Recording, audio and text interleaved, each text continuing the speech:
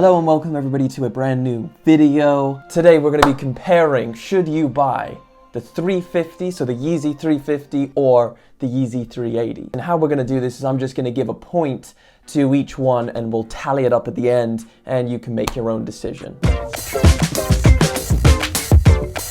So 380 versus 350.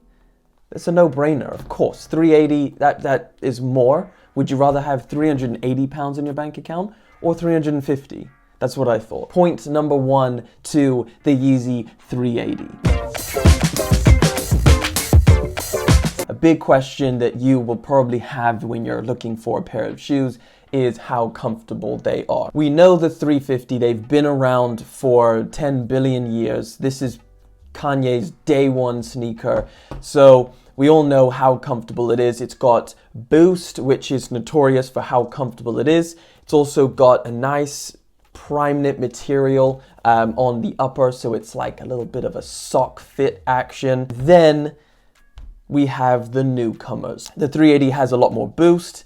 Does that make it more comfortable? What are we talking about here? An extra centimeter of boost is not a massive deal. You'll see the 380 here, it has a raised ankle area, so it's kind of a little bit higher. It's almost like a mid-cut shoe. And yeah, it's stretchy, but you'll see this very low cut. And why that makes a big difference for comfortability is because when you're wearing no-show socks, which I personally, whether you do or not is down to you, I personally like to wear no-show socks. And this just kind of rubs up against your ankle and it just feels just like it just feels. You can wear it with no-show socks and it's not going to do any rubbing. This is all padded back here and this just doesn't really touch your ankle too much, like your ankles, your legs like there. And it's out of the way. It feels fine, but this one is hugging against your ankle and you can definitely feel it. So you're probably going to gravitate more towards longer socks. So the point for that round, it goes to the 350. I think in terms of comfortability, I got to give it to the day ones, the 350s. But we're talking so marginal. It really, I mean, it's not that big of a deal. So, moving on, round number 3, and we're going to talk about pricing. This is not just a higher number, the 380s are actually more expensive. Yes, sir, these come in at $250, and the 350s come in at $220.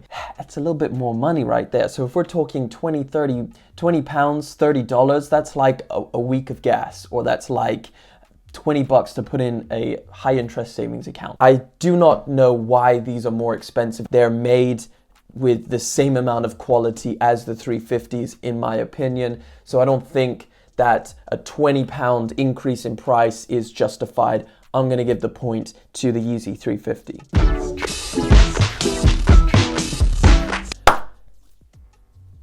Let's talk about clout. The 350s have been around since like 2015, 2014, I don't know, something like that. When the first 350s released, they've been around a while, okay? Everybody has a pair. Your grandma, your brother, your sister, your mother, we're all rocking Yeezy 350s. This is gonna be a shoe that gets recognized, and I'm sure if you're buying a pair of hyped up shoes like this, you want people to recognize what's on your feet and be like, damn son, those are the Yeezy 350s. Where'd you get them, bro? Whatever they say, they're gonna know the Yeezy 350. Considering this is a relatively new silhouette from Yeezy brand, a lot of sneakerheads will definitely know, but if you went up to like the average person on the street, they'll be like, I don't know what those are. They look crazy. If you're making the decision, then go for these. Everybody's gonna know what these are and you're gonna get celebrated. You're gonna be like, wow, this guy's so cool. He has a pair of 350s and they're just gonna... I'm going to give this round to the Yeezy 350. What is the score? I forgot the score.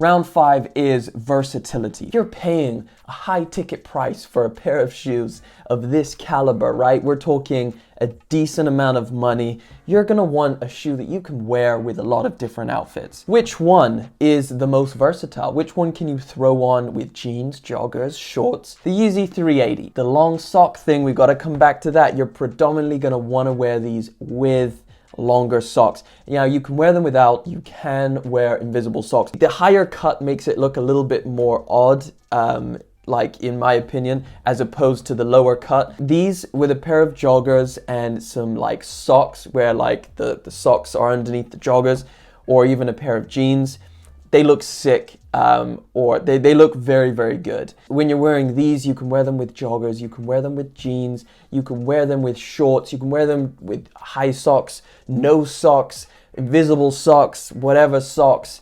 And they're just so much more versatile as a shoe. And we're not going to get into like the looks of the shoe, like that is just so subjective. How you style them is completely down to you, but I'm talking for the majority, like just based off my opinion, I'm definitely going to have to give the point of versatility to this Yeezy 350 right here.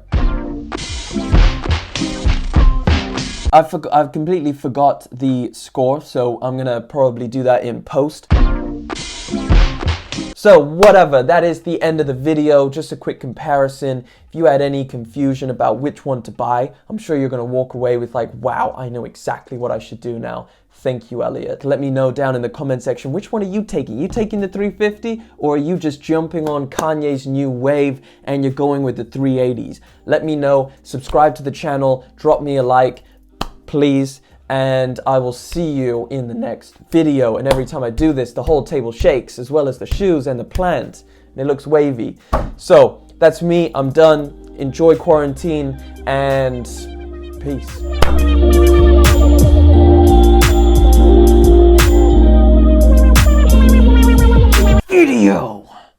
Video.